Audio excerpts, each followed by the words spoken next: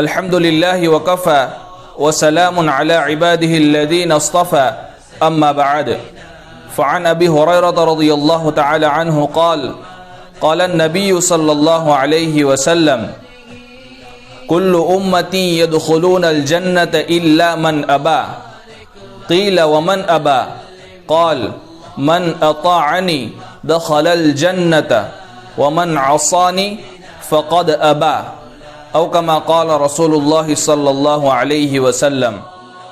حضرت ابو ہریرہ رضی اللہ تعالی عنہ سے روایت ہے کہ جناب نبی کریم صلی اللہ علیہ وسلم نے ارشاد فرمایا کہ میری پوری امت جنت میں داخل ہوگی مگر وہ شخص جس نے انکار کیا۔